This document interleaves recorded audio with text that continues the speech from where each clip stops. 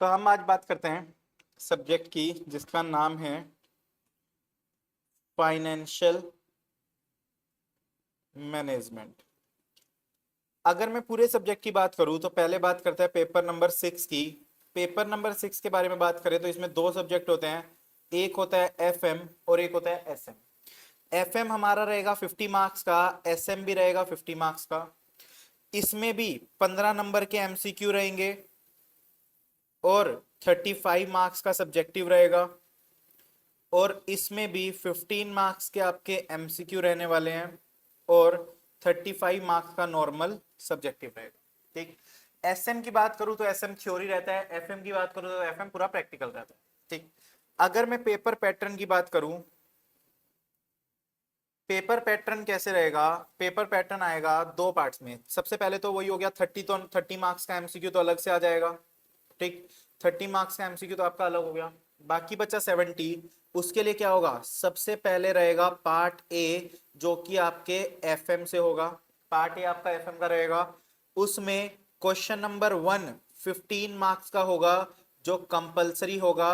और एफएम में देखा गया है जनरली मोर और लेस मैक्सिमम क्वेश्चन जो आता है ना वो 7 से 8 नंबर का आता है, उससे ऊपर का मतलब पूरे 10 या 15 नंबर का क्वेश्चन नहीं आता। तो ये जो 15 मार्क्स का होगा ना, इसमें 5-5 नंबर के 3 क्वेश्चन होंगे, A part, B part, C part. और ये 15 मार्क्स का आपका क्या रहेगा? कंपलसरी। ठीक है ना, तो ये तो आपको करना ही करना है। उसके बाद question number 2, question number 3, question number 4, ये तीन होंगे 10 मार्क्स ईच और आपको कोई 2 अटेम्प्ट करने होंगे। ठीक, तो यानी कि 10-10 दो दो अटेम्प्ट करेंगे, 10-10 नंबर के 20, 20 और 15 35, 35 और 15 नंबर का एमसीक्यू यानी कि 50 नंबर एफएम के हो गए पूरे। ठीक, तो ये हो जाएगा। फिर पार्ट बी आएगा। पार्ट बी आपका रहेगा स्ट्रेटेजिक मैनेजमेंट का। उसमें भी क्वेश्चन नंबर 5 से शुरू होगा और क्वेश्चन नंबर 5 15 मार्क्स का रहेगा। ये भी क्या होगा? कंपलसरी होगा। ये भी क्या रहेगा? कंपलसरी।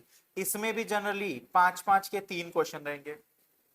ठीक, उसके बाद क्वेश्चन नंबर 6, 7, 8, इन तीनों में से वही सेम 10 नंबर के होंगे ईच और अटेम्प्ट करने होंगे एनी टू।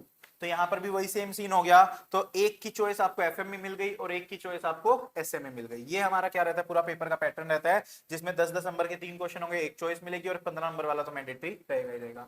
एसएम की बात करूं, एसएम में 5-6 नंबर से ऊपर का क्वेश्चन ज्यादातर नहीं पूछते। एफएम में फिर भी ऐसा होता है कि जैसे 10 नंबर का क्वेश्चन है उसमें एक 8 नंबर का क्वेश्चन आ गया, एक 2 नंबर की थ्योरी डाल दी छोटी सी। ठीक, बट मेजरली प्रैक्टिकल आएंगे और प्रैक्टिकल सारे 5 से 8 नंबर के रहेंगे। कोई थ्योरी वोरी का क्वेश्चन डाल दिया तो 2-3 नंबर में डाल सकते हैं, जैसे 7 नंबर का प्रैक्टिकल डाल दिया, 3 नंबर की थ्योरी डाल दी। ठीक, बाकी जनरली इसमें क्या रहेगा? ज्यादा से ज्यादा प्रैक्टिकल रहेगा।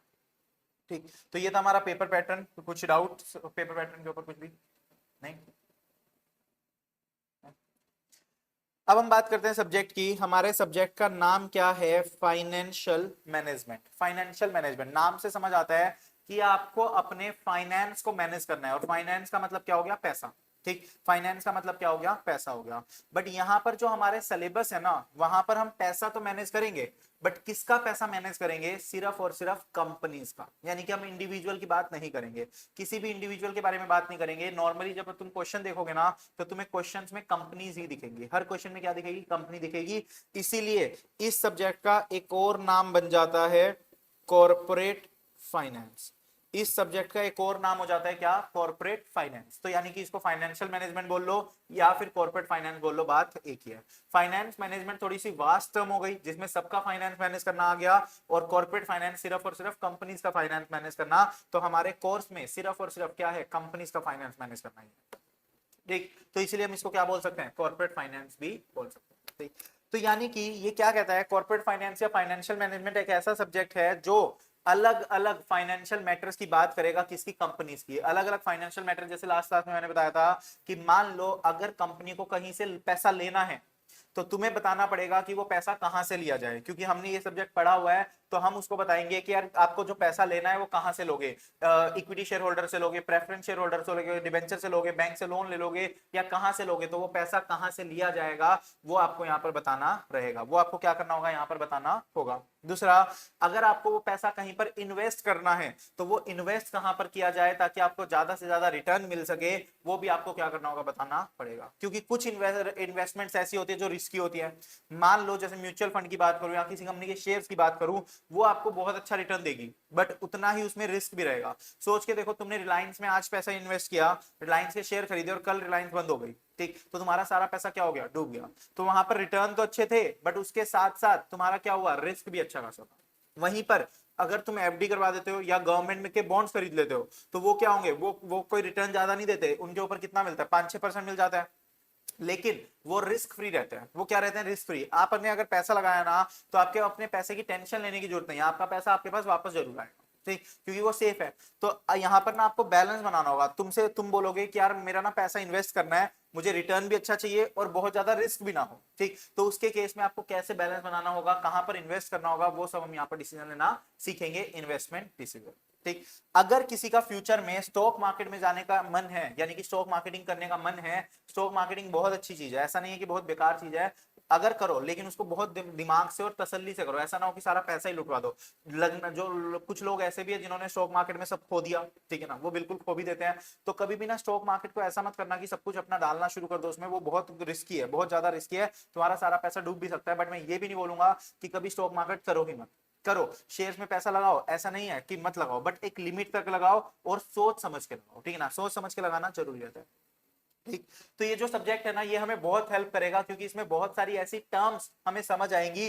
जब तो हम स्टॉक मार्केट की बात करते हैं ना, तो उसके लिए कुछ टर्म्स ऐसी होती हैं जो हमें सीखनी जरूरी होती है, वहां पर तुम वो टर्म्स यूज करोगे, जब स्टॉक मार्केट करोगे, स्टॉक मार्केटिंग में कुछ टर्म्स आएंगी, वो टर्म्स हम यहाँ सीख चुके होंगे, तो तुम्हें ज्यादा बेटर रहेगा वहां पर करना। अभी तो तुम्हें क्या होता है, अगर अभी तुमसे कोई बोलेगा यार इस कंपनी के इतने शेयर खरीद लो, तुम जाओगे इतने शेयर खरीद के आ जाओगे, बट क्या, क्यों खरीदे, कैसे खरीदे, उसका रेट कैसे डिसाइड हुआ, वो सब चीजें हम कहाँ सीखेंगे, यहाँ सीखेंगे, ठीक। तो वो सब हम यहाँ पर सीखना शुरू करेंगे। तो लिखना, डाल दो heading, financial management, financial management और कॉर्पोरेट फाइनेंस। नहीं नहीं, अलग रजिस्टर बनेगा, पोस्ट का अलग, फाइनेंस एफएम का अलग। पोस्ट का रजिस्टर आराम से 400 पेज ले जाएगा, ठीक है ना, 400 पेज का एक रजिस्टर आराम से चला जाएगा कोस्टिंग के लिए। एफएम के लिए 300 पेज के आसपास तक ठीक है ना, ठीक है ना, तो एफएम के लिए 300 तक ठीक है और कोस्ट के लिए 400 तक ठीक है। फाइनेंशियल मैनेजमेंट और कॉर्पोरेट फाइनेंस, तो लिखना, FM is a subject, FM is a subject that deals with, FM is a subject that deals with financial matters, FM is a subject that deals with financial matters of various companies, of various companies, यानी कि अलग अलग companies के financial matters को देखेंगे, ठीक है ना, तो अंडरलाइन कर दो फाइनेंशियल मैटर्स और वेरियस कंपनीज। तो हम अलग अलग कंपनी के फाइनेंशियल मैटर्स और वेरियस कंपनीज के, मतलब अलग अलग कंपनीज के फाइनेंशियल मैटर्स को यहाँ पर डील करने वाले हैं at inter level, comma, this subject can be called as, this subject can be called as corporate finance.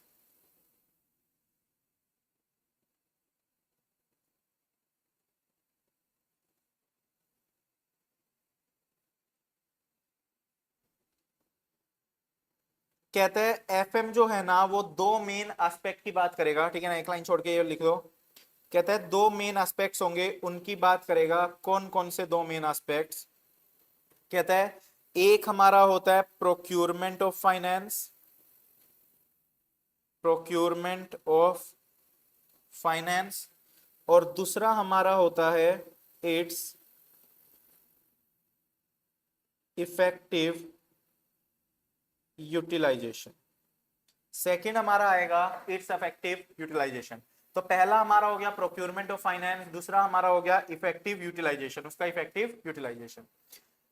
ठीक, तो ये दो चीजों की बात करेगा कि आपको जो पैसा लेना है वो लें कहां से, प्रोक्यूरमेंट ऑफ फाइनेंस यानी कि पैसा लेना, और दूसरा उस पैसे को यूटिलाइज करना, मतलब उस पैसे को खर्च करना, उस पैसे को क्या करना, खर्च करना। तो सबसे पहले अगर मैं बात करूं प्रोक्यूरमेंट ऑफ फाइनेंस की, तो प्रोक्यूरमेंट ऑफ फाइनेंस का मतलब क्या हुआ, ये हमसे लायबिलिटी साइड की बात कर रहा है। ये हम किसकी बात कर रहे हैं, लायबिलिटीज की, क्योंकि अगर हम पैसा ले रहे हैं कहीं से तो वो मतलब मेरी लायबिलिटी हो गई। ठीक, अब वो लायबिलिटी में क्या क्या आ सकता है, मान लो एक हमारी इक्विटी आ जाएगी। इक्विटी का मतलब क्या हो गया, ओनर का पैसा, ओनर्स फंड, यानी कि इक्विटी शेयर कैपिटल या प्रेफरेंस शेयर कैपिटल दोनों आ जाएंगे, ठीक है ना, क्योंकि दोनों ओनर होते हैं। मान लो आपने क्या किया, 60 लाख रुपए तो इक्विटी से ले लिए, मतलब ओनर से ले लिए, और बाकी के क्या होते हैं, डेट्स। ये टर्म जरूर समझना, एक होती है इक्विटी और एक होता है डेट। इक्विटी का मतलब क्या हो गया, ओनर का खुद का पैसा, और डेट्स का मतलब क्या हो गया, बाहर वालों का पैसा। बट कंपनी के लिए तो दोनों चीजें लायबिलिटी है ना। अगर मान लो मैं अपना पैसा जीएनडे क्लासेस में इन्वेस्ट कर दूं, तो जीएनडे क्लासेस के पॉइंट से देखा जाए तो वो क्या बनेगी, लायबिलिटी बनेगी। वो क्या बनेगी, लायबिलिटी बनेगी। तो वो हमारी क्या हो गई, लायबिलिटी। तो ओनर का पैसा भी लायबिलिटी है और डेट्स यानी कि बाहर वालों का पैसा भी लायबिलिटी है। मान लो डेट से आपने कितना लिया, 40। ठीक, तो आपने टोटल कितना लिया, 100 करोड़ लिया। आपने टोटल कितना लिया, 100 करोड़। तो यानी कि अब हमारे पास ये क्या हो गया, ये इक्विटी और डेट जो है, यहां पर हमें ये देखना होगा कि मुझे टोटल 100 करोड़ की जरूरत है, या 100 लाख की, सॉरी 100 लाख की अगर जरूरत है, उस 100 लाख में से मैं इक्विटी के से कितना लूं और डेट से कितना लूं। टोटल मुझे 100 लाख की जरूरत थी, मैंने उसमें से इक्विटी से 7 लाख ले लिए और 60 लाख ले लिए, और डेट से कितने ले लिए, 40 लाख ले लिए। तो ये डिसीजन आपने कैसे लिया, इस डिसीजन को लेने के लिए एक चैप्टर हमारे पास आएगा जिसका नाम है फाइनेंशियल डिसीजंस। एक चैप्टर रहेगा जिसका नाम क्या है, फाइनेंशियल डिसीजन। आपको डिसीजन लेना होगा कि कहां से कितना कितना पैसा लिया जाए, ठीक है ना। तो इसमें आप क्या डिसीजन लोगे, जो प्रोक्यूरमेंट ऑफ फाइनेंस है, इसमें आप डिसीजन लोगे कि आपको फाइनेंस अरेंज करना है, या तो उस केस में, या फिर आपको कुछ चाहिए टू गेट समथिंग, समथिंग यानी कि पैसा, आपको फाइनेंस चाहिए, या फिर आपको अपनी बोरोइंग्स को मैनेज करना है कि आपको जो पैसा लेना है वो कहां से। ठीक, तो आप ऐसी जगह से पैसा लोगे जहां पर आपकी कॉस्ट क्या पड़े, कम से कम पड़े। जब डेट से पैसा लोगे उनको इंटरेस्ट देना पड़ेगा, इक्विटी से पैसा लोगे उनको डिविडेंड देना पड़ेगा, तो कंपनी के ऊपर तो कॉस्ट आई ना। तो कंपनी वहां से पैसा लेगी जहां से उनको कॉस्ट क्या पड़े, कम से कम पड़े। उसको कॉस्ट क्या पड़े, कम से कम पड़े, तो वो हमारी क्या रहेगी, कॉस्ट कम से कम रहेगी।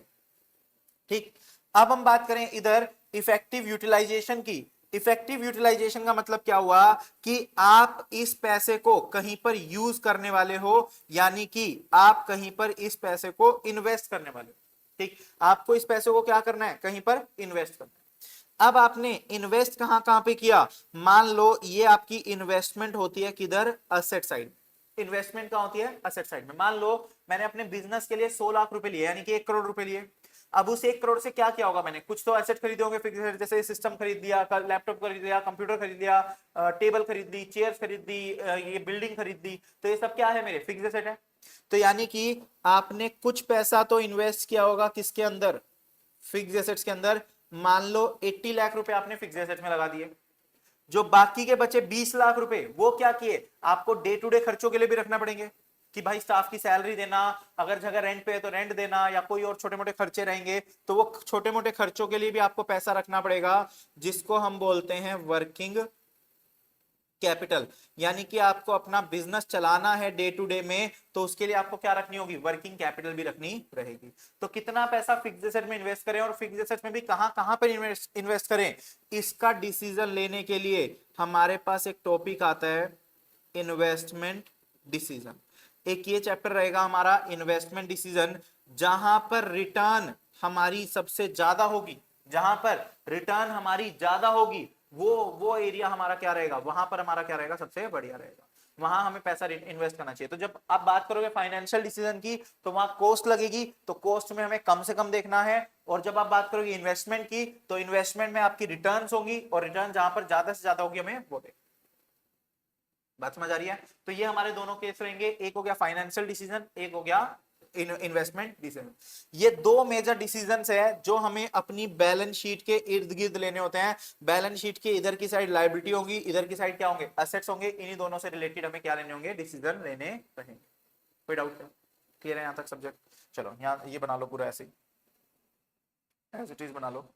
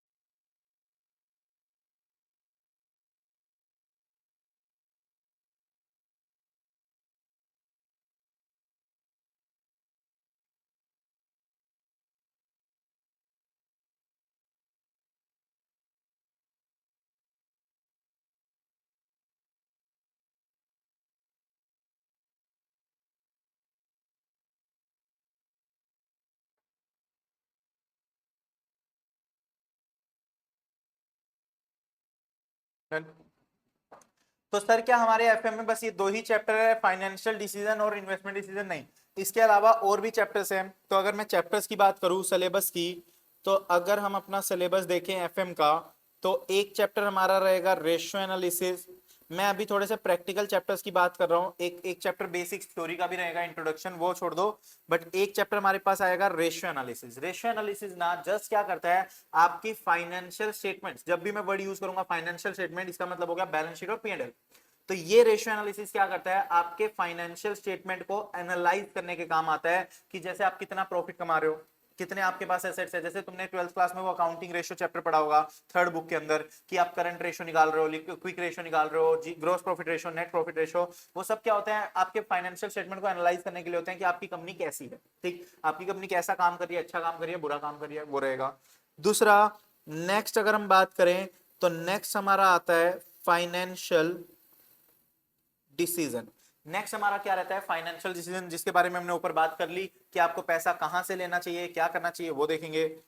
थर्ड नंबर पे हम बात करें तो ये एक आता है चैप्टर हमारा लेवरेजेस, लीवरेजेस। ये लीवरेजेस क्या होता है, ये ना आपकी कंपनी का रिस्क मेजर करता है कि आपकी कंपनी में कितना रिस्क है, कितना आपकी कंपनी का रिस्क है। वो रिस्क मेजर करने के लिए हमारे पास क्या रहेगा, लेवरेज रहेगा। ठीक है ना, लीवरेजेस रहेगा। फिर एक हमारे पास आएगा डिविडेंड डिसीजन। ये क्या करेगा, ये भी डिसीजन लेने में हेल्प करता है एक कंपनी को कि कंपनी को कितना डिविडेंड पे करना चाहिए। अगर कंपनी डिविडेंड पे कर रही है अपने शेयर होल्डर्स को, तो कितना पे करना चाहिए, वो डिविडेंड पे करने के लिमिट, जो अमाउंट जो डिसाइड करेगा, वो कौन करेगा, ये चैप्टर करेगा। फिफ्थ चैप्टर की बात करें, फिफ्थ चैप्टर हमारा जो रहेगा वो आएगा इन्वेस्टमेंट डिसीजन। वो हमारा क्या रहेगा, इन्वेस्टमेंट डिसीजन। ठीक है ना, फिफ्थ चैप्टर हमारा क्या रहेगा, इन्वेस्टमेंट डिसीजन। इन्वेस्टमेंट डिसीजन हमने ऊपर देख लिया कि आप जो पैसा इन्वेस्ट करने वाले हो वो कहां इन्वेस्ट करोगे, वो उसका डिसीजन लेना होगा। ठीक, फिर एक चैप्टर हमारा आएगा कैपिटल स्ट्रक्चर थ्योरीज। कहता है ये क्या करेगा, ये हमारा ना कैपिटल स्ट्रक्चर बताएगा कि आपकी कंपनी में जो भी कैपिटल होनी चाहिए, कैपिटल का मतलब हो गया चाहे इक्विटी हो गए चाहे डेट हो गए, तो आपका कैसा स्ट्रक्चर होना चाहिए, मतलब कितने की इक्विटी होनी चाहिए और कितने के डेट्स होने चाहिए, कितने की इक्विटी होनी चाहिए कितने के डेट्स होने चाहिए, उसकी वजह से क्या क्या इंप्लीकेशंस आ सकती है, तो वो कैपिटल स्ट्रक्चर थ्योरीज की बात करेगा। और एक लास्ट लास्ट चैप्टर हमारा आएगा working capital management. Working capital management यानी कि आपको जो अपने डे टू डे बिजनेस के लिए पैसे रखने हैं, जो भी आपके डे टू डे बिजनेस के लिए पैसे रहेंगे, वो पैसे कैसे कैसे मैनेज करोगे उसको, वो हमें यहाँ पर देखना होगा, ठीक है ना। तो ये 7 चैप्टर बेसिकली हमारे रहेंगे, बहुत छोटे से छोटे चैप्टर्स हैं। सिर्फ और सिर्फ एक इन्वेस्टमेंट डिसीजन की बात करूँ ना, सिर्फ ये चैप्टर थोड़ा सा होता है जो टाइम टेकिंग होता है, इसके अलावा बाकी सब चैप्टर्स बहुत छोटे रहते हैं, 2-3 क्लासेस में आराम से खत्म हो जाते हैं, ठीक है ना, 2-3 क्लासेस में आराम से खत्म हो जाते हैं। चलो, तो ये 7 चैप्टर्स रहेंगे, चैप्टर्स के नाम लिखना है तो लिख लो, नहीं तो फिर हम शुरू करते हैं चैप्टर, लिख दो फटाफट से।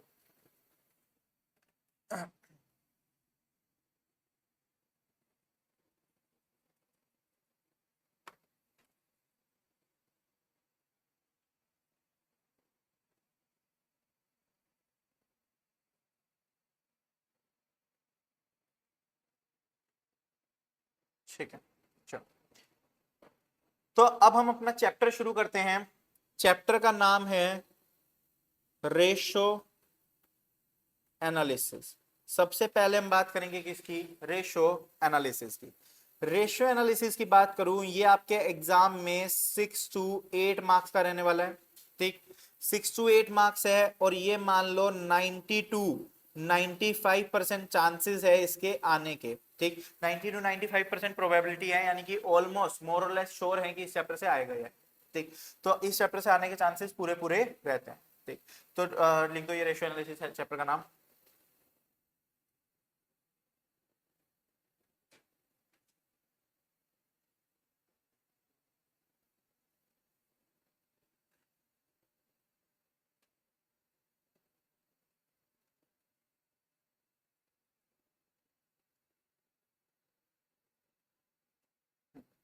रेशियो एनालिसिस की बात करें, मैंने अभी तुम्हें बताया कि रेशियो एनालिसिस चैप्टर क्या करता है, आपकी फाइनेंशियल स्टेटमेंट्स को एनालाइज करेगा, अलग अलग रेशियोज निकाल के, अलग अलग रेशियो की हेल्प से आपके फाइनेंशियल स्टेटमेंट्स को एनालाइज करेगा, यानी कि बैलेंस शीट और पी&एल को एनालाइज करेगा। तो लिखना कॉन्सेप्ट, सबसे पहले हेडिंग डालना concept. Concept, ratio analysis is a technique, ratio analysis is a technique of analyzing, ratio analysis is a technique of analyzing the financial statements of a company. Ratio analysis is a technique of analyzing the financial statements of a company. यानी कि company के financial statements को analyse करने की बात करता है। तो जहां पर तुमने फाइनेंशियल स्टेटमेंट्स लिखा है उसको अंडरलाइन कर दो और उसके नीचे 2 पार्ट कर दो। तो फाइनेंशियल स्टेटमेंट का मतलब क्या होता है, एक हमारी होती है income statement, income statement, income statement यानी कि बात करें तो पी&एल, और एक हमारी होती है पोजीशन स्टेटमेंट, पोजीशन स्टेटमेंट यानी कि बैलेंस शीट, पोजीशन स्टेटमेंट यानी कि बैलेंस शीट, ठीक है ना। तो ये 2 चीजें रहेंगी, एक हमारी होगी इनकम स्टेटमेंट और एक हमारी रहेगी बैलेंस शीट, ठीक। तो ये हमारी 2 चीजें होंगी, इनको इनको हमें एनालाइज करना है, ठीक है ना। तो इसको कैसे एनालाइज करेंगे, तो लिखना using this technique, next time लिखना, मतलब ये हो गया चार्ट खत्म हो गया, using this technique comma we have to establish, using this technique comma we have to establish some relationships between, some relationships between two or more variables, two or more variables and two or more variables, and these relationships can be expressed, these relationships can be expressed in the form of, in the form of, can be expressed in the form of, form of। तो क्या कह रहा है, कहता है कि हमें क्या करना है, 2 या 2 से ज्यादा वेरिएबल्स के बीच में रिलेशनशिप निकालना है, और वो रिलेशनशिप आपको कैसे कैसे दिखेगा, in the form of dash डाल के लिखना फर्स्ट पॉइंट, नेक्स्ट लाइन में लिखना डैश डाल के फर्स्ट पॉइंट प्रॉफिटेबिलिटी, प्रॉफिटेबिलिटी यानी कि एक तो हमारी क्या निकलेगी प्रॉफिटेबिलिटी रेशो निकलेगी, एक हमारी क्या निकलेगी सोल्वेंसी रेशो, थर्ड एक हमारी निकलेगी लिक्विडिटी रेशो, एक हमारे पास होगी टर्नओवर रेशो और एक हमारी रहेगी फाइनेंशियल रेशोस। तो इसमें हमें ये 5 रेशोज बस कैलकुलेट करनी है, ये 5 रेशो हम सीख लेंगे तो हमारा ये चैप्टर खत्म हो जाएगा, ठीक है ना। 5 रेशोज रहेंगी और इसके साथ ना एक और टॉपिक रहता है जिसको हम बोलते हैं ड्यूपॉन्ट एनालिसिस, ड्यूपॉन्ट एनालिसिस, ठीक है ना। ये एक अलग टॉपिक रहता है, इसको हम देख लेंगे लास्ट में, ठीक। तो बेसिकली क्या कहता है, हमें अपने फाइनेंशियल स्टेटमेंट्स को एनालाइज करना है और एनालाइज करने के लिए हम क्या क्या रेशियोज निकाल सकते हैं। प्रॉफिटेबिलिटी रेशो, प्रॉफिटेबिलिटी रेशो आपके प्रॉफिट के बारे में बताएगी कि कंपनी कितना % प्रॉफिट कमा पा रही है, कितना उनका प्रॉफिट रहता है। फिर उसके बाद सोल्वेंसी रेशो निकालेंगे, सोल्वेंसी रेशो आपको बताएगी कि आपकी कंपनी कितनी सोल्वेंट है, यानी कि कंपनी के पास पैसा रहता है ना, कंपनी ऐसा तो नहीं है कि गरीब गरीब या वो दिवालिया निकलने वाला हो कंपनी का, ऐसा कुछ तो नहीं है ना, कंपनी सोल्वेंट है या नहीं है। तीसरा लिक्विडिटी रेशो, हैंडी मतलब अगर आज कंपनी को जरूरत पड़ जाए तो आज उनके पास कितने पैसे अवेलेबल है, लिक्विड के फॉर्म में कैश कितना अवेलेबल है। चौथा टर्नओवर रेशो, कंपनी सेल्स कितना कर पा रही है, टर्नओवर क्या रहती है कंपनी की, सेल्स के बेसिस पे देखना होगा। और पांचवा फाइनेंशियल रेशोज यानी कि कंपनी का फाइनेंस कैसा है, फाइनेंशियल के बारे में बात करेंगे कि कितने के डेट्स है, कितने की इक्विटी है, उन सब के बारे में बात की जाए, ठीक। तो ये 5 रेशोज हमें यहां पर कैलकुलेट करनी है। तो सबसे पहले हम देखेंगे किसको, प्रॉफिटेबिलिटी रेशो को। तो हेडिंग डाल दो फर्स्ट प्रॉफिटेबिलिटी रेशियोज।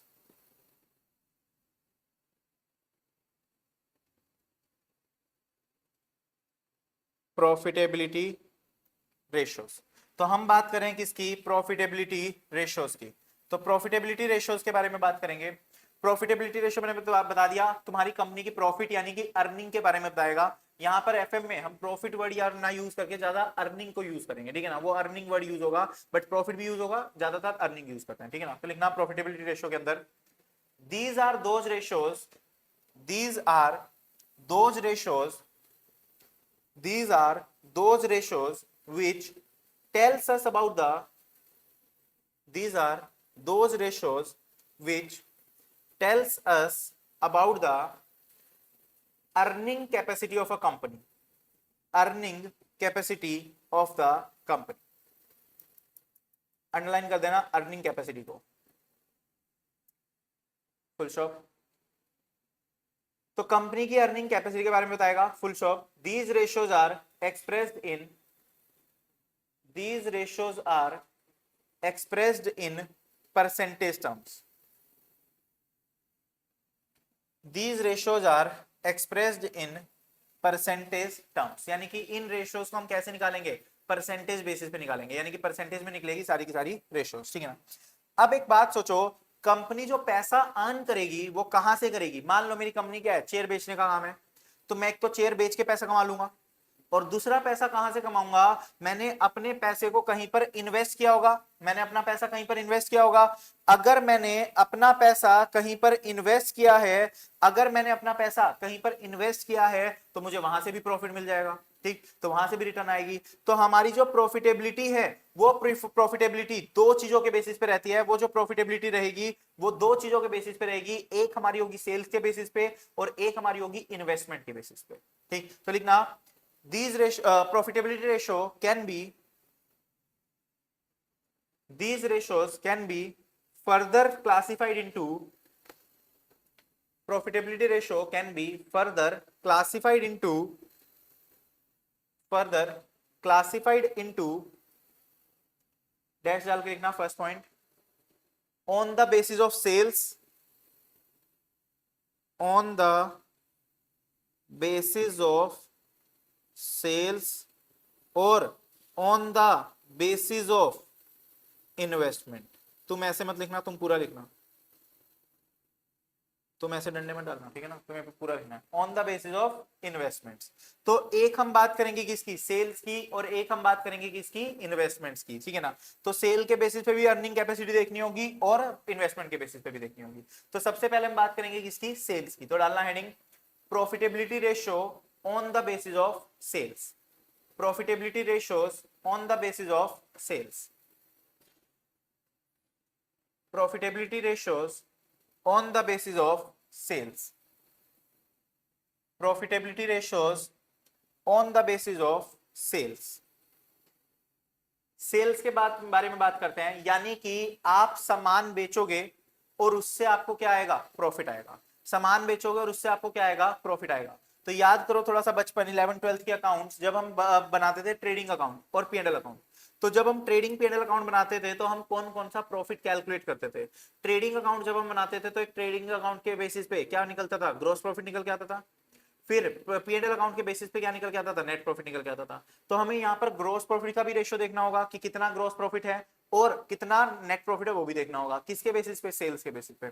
तो सबसे पहले हेडिंग डाल दी ना हमने, on the basis of sales में सबसे पहली रेशियो जो हम कैलकुलेट करेंगे वो क्या है, ग्रॉस प्रॉफिट रेशो। तो सबसे पहली रेशो हमारी क्या रहेगी, ग्रॉस प्रॉफिट रेशो रहेगी। सबसे पहली रेशो हमारी क्या रहेगी, ग्रॉस प्रॉफिट रेशो। और इस ग्रॉस प्रॉफिट रेशो का फॉर्मूला क्या होगा, gross profit divide by net sales into 100, gross profit divide by net sales into 100। इसका मतलब ये हुआ कि कंपनी सेल्स का कितना परसेंट ग्रॉस प्रॉफिट कमाती है, कंपनी सेल्स का कितना परसेंट क्या कमाती है, ग्रॉस प्रॉफिट कमाती है।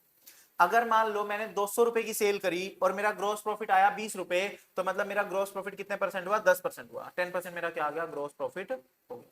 ठीक, तो लिखना if gross profit is 40%, gross profit is 40%, comma, it indicates that on every rupee 100 of sales, it indicates that on every rupee 100 of sales,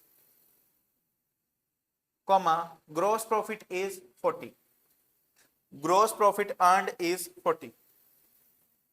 यानी कि अगर आपने 100 रुपए की सेल करी तो आपका प्रॉफिट कितना हो जाएगा, 40 हो जाएगा। क्यों, क्योंकि आपकी ग्रॉस प्रॉफिट रेशो कितनी है, 40% है। ठीक, फुल स्टॉप। क्या कहते हो, जितनी ज्यादा होगी रेशो अच्छी है, जितनी कम होगी अच्छी है, ज्यादा। हाँ हेमंत, ज्यादा या कम किस चीज का। हाँ, वो फॉर्मूला ग्रॉस प्रॉफिट निकालने का, मतलब तुम ये बात कर रहे हो कि ये जो टर्म है ग्रॉस प्रॉफिट, इसको निकालने का फॉर्मूला होता है सीओजीएस वाला, बट रेशियो निकालने के लिए तो हमें यही फॉर्मूला यूज करना पड़ेगा। मतलब आप ग्रॉस प्रॉफिट निकाल सकते हो उस फॉर्मूले से, बट अगर ग्रॉस प्रॉफिट रेशियो निकालना तो यही फॉर्मूला यूज करना पड़ेगा। कम ज्यादा, जो बताओ, एक बताओ जल्दी। ज्यादा, ज्यादा।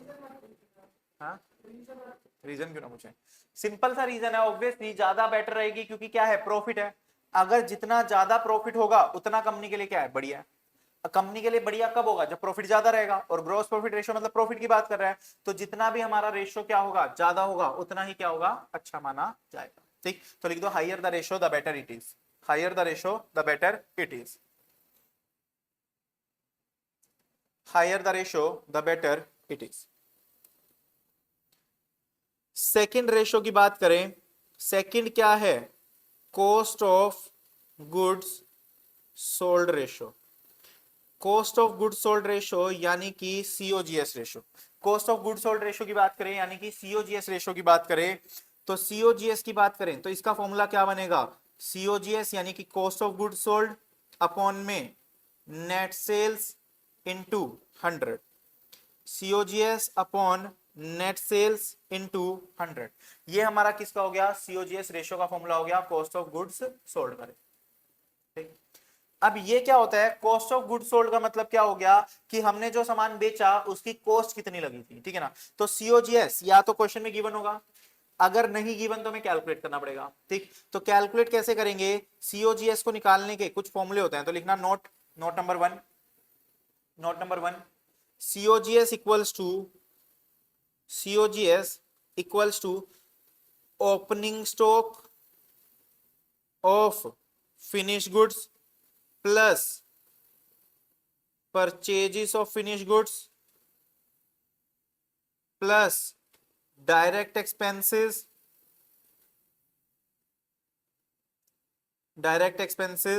if any, अगर कोई है, minus closing stock of finished goods. तो ये हमारा क्या आ जाएगा, सीओजीएस का फॉर्मूला बन जाएगा। ठीक, एक और फॉर्मूला होता है COGS equals to sales minus gross profit. COGS equals to sales minus gross profit. ठीक, तो ये दो फॉर्मूले हम यूज करेंगे किसके लिए, सीओजीएस के लिए। ये दो फॉर्मूले हम यूज करेंगे सीओजीएस के लिए। अब एक बात साफ साफ समझना कि अगर मेरी ग्रोस प्रॉफिट रेशो 40% है, अगर मेरी ग्रोस प्रॉफिट रेशो 40% है, अगर ये 40% है और सेल कितना होता है 100% होता है, तो यानी कि सीओजीएस कितना हो जाएगा 60%। तो लिखना if gross profit is 40%, if हाँ एक दो मिनट बैठो, if gross profit is 40%, comma then COGS ratio must be 60%.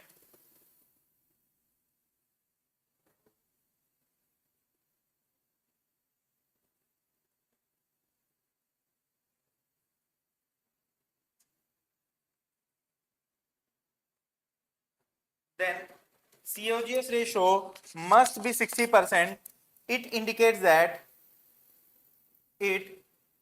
that on every rupee 100 of sales, it indicates that on every rupee 100 of sales, COGS would be 60. COGS would be 60. COGS would be rupees 60। ठीक, तो यानी कि 100 रुपए की cell करेंगे तो 60 रुपए का क्या होगा COGS। क्या कहते हो, लोअर या हायर? हाँ हेमंत, हायर लोअर, जल्दी बताओ, सोचो। हाँ तनीषा कोमल, COGS रेशो की बात कर रहे हैं, तो लोअर कम, लोअर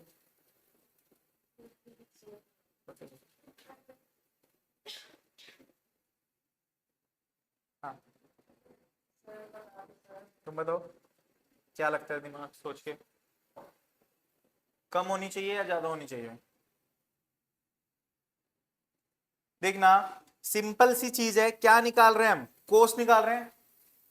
तो कॉस्ट क्या होनी चाहिए, कम होनी चाहिए, जितनी कम होगी कॉस्ट उतना ही अच्छा है कंपनी के लिए। तो lower the ratio the better it is, लिख दो lower the ratio the better it is, lower the ratio the better it is.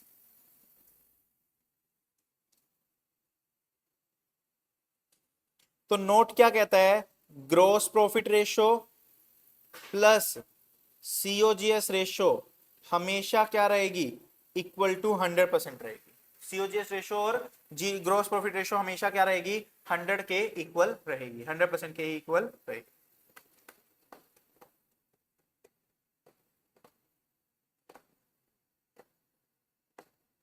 Then third point लिखना, थर्ड पॉइंट बहुत ही इंपॉर्टेंट पॉइंट है। थर्ड पॉइंट की हम बात करते हैं, net operating profit ratio. Net operating profit ratio, अगर कोई प्रॉफिट सबसे बढ़िया माना जाता है ना, वो ये नेट ऑपरेटिंग प्रॉफिट माना जाता है एक मैनेजर की पॉइंट ऑफ व्यू से। अगर मान लो मैं एक कंपनी का मैनेजर हूं, मैं कंपनी में मैनेजर हूं, उस कंपनी ने सामान बेचा, खर्चे किए, सब खर्चे काट पीट के मेरा जो प्रॉफिट आया वो कितना आया, 2 लाख रुपए आया। लेकिन अचानक से एक आग लग गई, उस आग में मान लो 3 लाख रुपए का नुकसान हो गया। ठीक, आग लग गई, 3 लाख रुपए का नुकसान हो गया, तो आपने प्रॉफिट कितना कमाया था, 2 लाख, लेकिन 3 लाख का नुकसान हो गया, तो नेट क्या हुआ, नेट 1 लाख रुपए का नुकसान हो गया। ठीक, तुम्हारा ओनर आके तुम पे चिल्ला रहा है, कह रहे कैसे काम कर रहे हो, तुम्हें इसलिए रखा है क्या कि तुम 1 लाख रुपए का नुकसान कर दो, ये वो। तो तुम क्या बोलोगे कि सुनो मेरी बात, मैंने क्या किया, जो मैंने काम किया ना, मेरे काम की वजह से तो 2 लाख का प्रॉफिट हुआ था, वो तो आग लग गई जिसकी वजह से नुकसान हो गया, तो उसमें मेरी गलती नहीं है। ठीक, तो सिंपल सी बात है, मैंने तो अपना काम करके क्या कमाया, 2 लाख का प्रॉफिट कमाया, लेकिन आग लगने की वजह से क्या हो गया, 1 लाख का लॉस हो गया। ठीक, तो यहां पर क्या होता है, जो नेट प्रॉफिट होता है ना, वो नेट प्रॉफिट ये आग वाग लगने के सारे लॉस को लेके निकलता है। तो उस केस में यहां पर एफएम में एक नया प्रॉफिट निकाला जाता है, नेट ऑपरेटिंग प्रॉफिट, यानी कि जो आपका काम है ना, जो आपके डे टू डे काम है, उन काम से आपने कितना पैसा कमाया, ताकि आप देख सको कि यार ये जो एक्स्ट्रा नुकसान हो रहा है किस वजह से। ठीक, तो हम ये देखते हैं नेट ऑपरेटिंग प्रॉफिट में कि आपका जो बिजनेस है, मान लो एक टीचिंग कर रहा हूं, तो टीचिंग करके मैं कितना पैसा कमा रहा हूं। अब मान लो किसी वजह से लेट से कोई खर्चा करना पड़ गया, कोई लॉस हो गया मेरा, तो उससे हो सकता है मेरा नुकसान हो जाए, बट मुझे ये तो पता चलेगा ना यार कि टीचिंग करके कितना पैसा कमाया। सोच के देखो, मैंने टीचिंग करके 50,000 रुपए कमाए, बाय चांस एक नुकसान हो गया मेरा 1 लाख रुपए का, तो मैं लॉस में चला गया, तो क्या मैं सोचूंगा यार, मैं सोचूंगा यार नुकसान हो गया मेरा तो बंद कर देता हूं। बट ऐसा नहीं है, आपका नुकसान क्यों हुआ, वो एक एबनॉर्मल लॉस हुआ, उसकी वजह से नुकसान हुआ, वरना टीचिंग से तो आप पैसा कमा ही देते। और वो लॉस आपका बार बार नहीं होता, वो लॉस एक बार हो गया, बट आप टीचिंग से तो कमा रहे हो ना, तो आपको कंटिन्यू रखना चाहिए, क्योंकि आपका नेट ऑपरेटिंग प्रॉफिट अच्छा। ठीक, तो नेट प्रॉफिट से ज्यादा बेटर क्या होता है, नेट ऑपरेटिंग प्रॉफिट होता है, क्योंकि वो आपका एग्जैक्ट बिजनेस का प्रॉफिट बताता है जो आपने काम करके। समझ आ रही है? ठीक, चलो, तो लिखना नेट ऑपरेटिंग प्रॉफिट का पहले फॉर्मूला लिख लेते हैं। Net operating profit ratio equals to net operating profit divide by net sales into 100। Net operating profit divide by net sales into 100। तो ये हमारा क्या हो गया, तीसरा formula.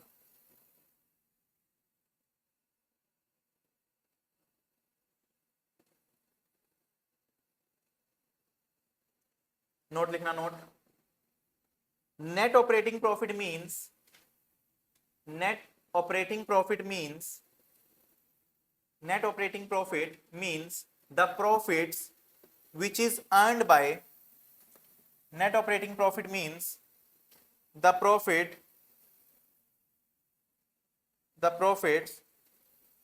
which is earned by, the profits which is earned by a company from its day-to-day operations.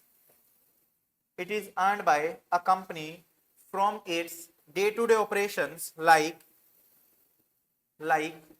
sale of goods, comma, rendering of services, etc. Sale of goods, comma, rendering of services, etc. यानी कि आपके जो day to day operating activities हैं, day to day operations हैं, उनसे जो आपने पैसा कमाया उसकी बात करेगा, जैसे कि जो गुड्स को बेचा, सर्विसेज को सेल करी, उनसे बात करी, उन सब का पैसा रहेगा। ठीक, full stop. These operating profits are considered, these operating profits are considered to be the most important,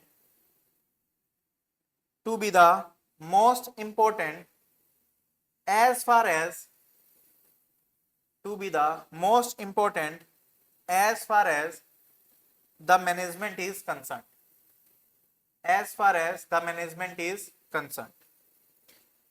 तो इसके ऊपर कंसर्न किसका रहेगा सबसे ज्यादा, मैनेजमेंट का, क्योंकि मैनेजमेंट ने अपने काम करके पैसा कमाया, उसके बाद नुकसान हो गया, उनकी गलती नहीं है, ठीक है ना, मैनेजमेंट ने कमाया, तो ये वही हो गया कि आपको ज्यादा से ज्यादा प्रॉफिट की, आपने अपने जो डे टू डे बिजनेस से जो प्रॉफिट कमाया उसकी बात करेगा, ठीक है ना, फुल स्टॉप।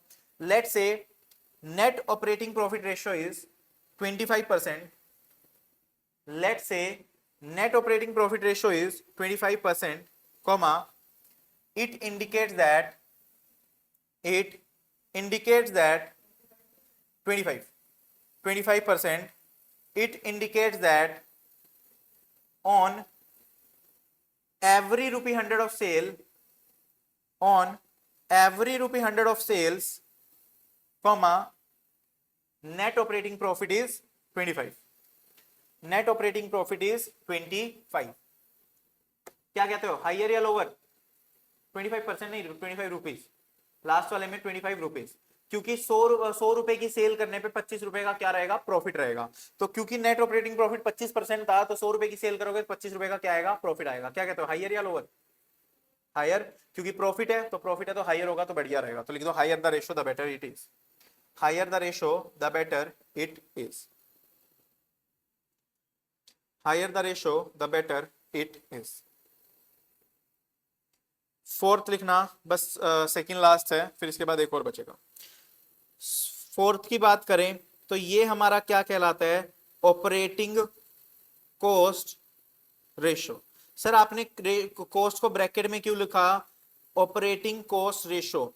कॉस्ट को ब्रैकेट में इसलिए लिखा क्योंकि कभी कभी क्वेश्चन में इस वर्ड को ना हिडन कर देते हैं, यानी कि क्वेश्चन सिर्फ ऑपरेटिंग रेशो भी लिख के दे देता है, क्वेश्चन सिर्फ क्या लिख के दे देगा, ऑपरेटिंग रेशियो लिख के दे देगा, तो आपका कोस्ट वर्ड हिडन हो जाएगा। तो ये आपको यहाँ पर क्या करना होगा, ऑपरेटिंग कोस्ट रेशियो बोल लो या ऑपरेटिंग रेशियो बोल लो, बात एक ही है। ठीक, बात क्या है, एक ही है। तो लिखना ऑपरेटिंग कोस्ट रेशियो का फॉर्मूला क्या होगा, net operating cost divide by net sales into 100।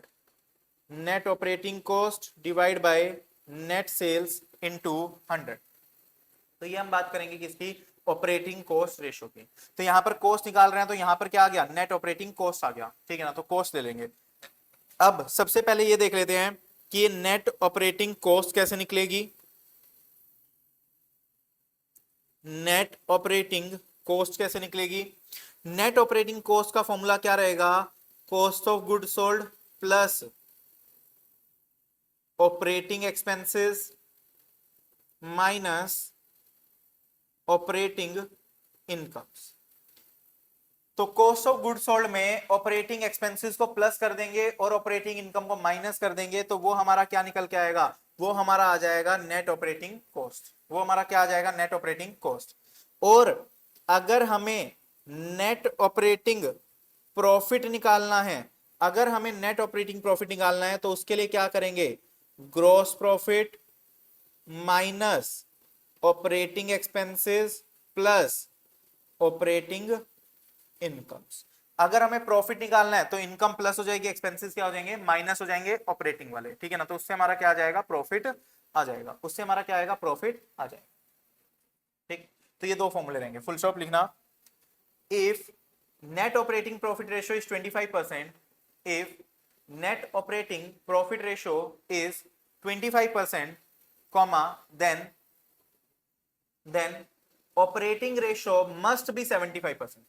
क्योंकि अगर आपका ऑपरेटिंग प्रॉफिट 25 रुपए का है, तो आपका ऑपरेटिंग कॉस्ट कितनी होगी, 75 होगी, तो 75% हो जाएगा। बात समझ आ रही है। It indicates that on every rupees 100 of sale, it indicates that on every rupees 100 of sales, comma, net operating day to day cost to the company is, net operating day to day cost to the company is rupees 75, is rupees 75। तो 75 rupees की हमारे लिए क्या रहेगी, cost रहेगी। 75 rupees की हमारे लिए क्या रहेगी, कॉस्ट रहेगी। क्या कहते हो, लोअर या हायर, लोअर, लोअर क्यों, क्योंकि कॉस्ट है, तो लिख दो lower the ratio the better it is, lower the ratio the better it is. और एक नोट की बात करें, नोट क्या कहेगा, net operating profit ratio, net operating profit ratio plus operating ratio यानी कि कॉस्ट वाला, दोनों को मिला के कितना रहेगा, 100%। दोनों कितने रहेंगे, 100%। दोनों कितना आएगा, 100%। ठीक, और लास्ट फिफ्थ रेशियो की बात करें, फिफ्थ रेशियो हमारा क्या होगा, नेट प्रॉफिट रेशियो। लास्ट है नेट प्रॉफिट रेशियो, यानी कि नेट प्रॉफिट की बात करेंगे तो कहता है नेट प्रॉफिट बोल लो, या फिर यहां पर इसके लिए एक और टर्म यूज की जाती है, earning after tax. Earning after tax divide by net sales into 100। Earning after tax divide by net sales into 100। तो ये हमारा हो गया किसका, नेट प्रॉफिट का फॉर्मूला, नेट प्रॉफिट रेशियो का फॉर्मूला। ठीक, नेट प्रॉफिट रेशियो का फॉर्मूला ये हो जाएगा। Let's say if net profit ratio is 12%, let's say if net profit ratio is 12%, comma, it indicates that on every rupee 100 of sales, on every rupee 100 of sales,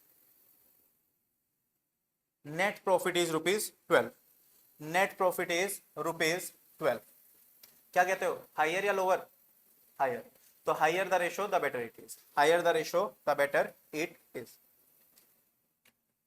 ठीक, तो ये हमने पांचों के पांचों फॉर्मूले देख लिए कि पांचों फॉर्मूले कैसे निकलेंगे profitability ratio on the basis of sales में। अब हम नेक्स्ट क्लास में इन पांचों रेशियोज के ऊपर एग्जांपल्स करेंगे। मैं यहां पर ना जो ध्यान रख देने वाली चीज है वो ऑपरेटिंग वाली चीज है, ऑपरेटिंग प्रॉफिट और ऑपरेटिंग कॉस्ट। उसके फॉर्मुलेज में ऑपरेटिंग एक्सपेंसिव और ऑपरेटिंग इनकम को प्लस माइनस किया था, तो हमें यह समझना होगा कि कौन कौन से खर्चे ऑपरेटिंग होते हैं, कौन कौन से खर्चे नॉन ऑपरेटिंग होते हैं। तो नेक्स्ट क्लास में मैं एक लिस्ट लिखवाऊंगा जिसमें ऑपरेटिंग खर्चों की लिस्ट होगी, नॉन ऑपरेटिंग खर्चों की लिस्ट होगी, ऑपरेटिंग इनकम की लिस्ट होगी, नॉन ऑपरेटिंग इनकम की लिस्ट होगी। ठीक है ना, तो उन सब के बारे में हम बात करेंगे नेक्स्ट क्लास। चलो आज इतना ही।